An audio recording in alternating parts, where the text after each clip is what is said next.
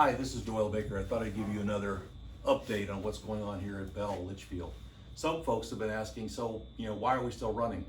I have a memo of identification of essential critical infrastructure workers during COVID-19 coming from the Department of Homeland Security. It's 7 or 8 pages. I put it up on the TV yesterday, but there's a couple things worth noting.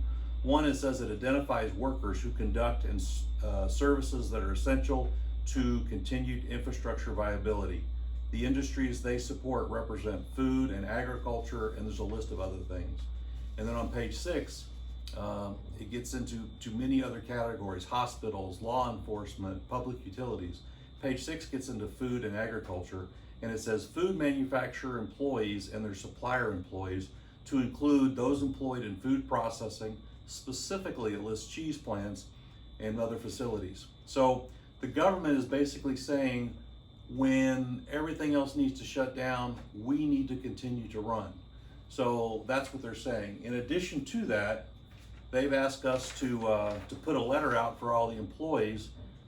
As things continue to tighten up, as they have in California, there will start to be stay-at-home ordinances. There potentially can be, as they're in California, stops made for people that are driving to and from.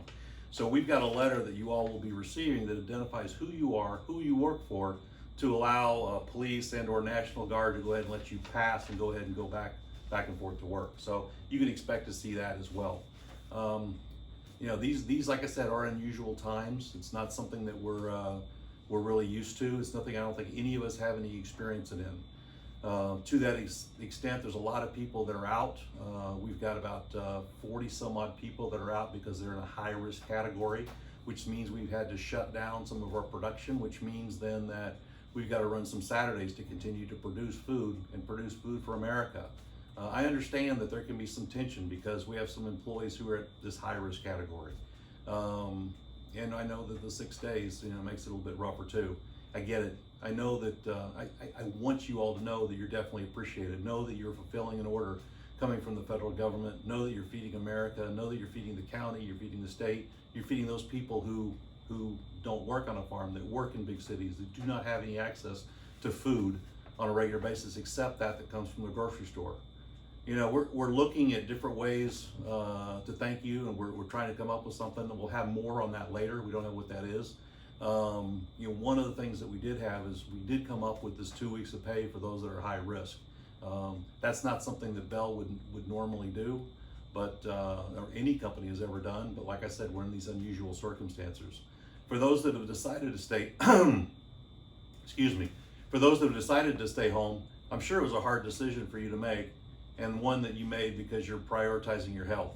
I commend you for that, and I encourage you and anyone else that has serious medical issues to take your health seriously and stay at home if you're in the high risk category and your doctor recommends you to stay home. The Surgeon General was on TV the other day, and he's like, stay home means stay home. It doesn't mean go out there and run to the store. It doesn't mean interact, have people over to your house and go over to other people's house. This is an effort to stop the spread of the virus, and for those in the high risk category, it means stop the spread of a high risk virus to you. So you don't want people coming in and out of your house that can expose you.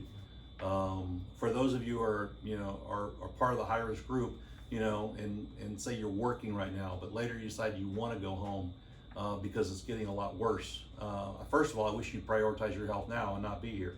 But if you decide later that you want to stay home, that's okay too. So what's coming up next? Well, we have a few things.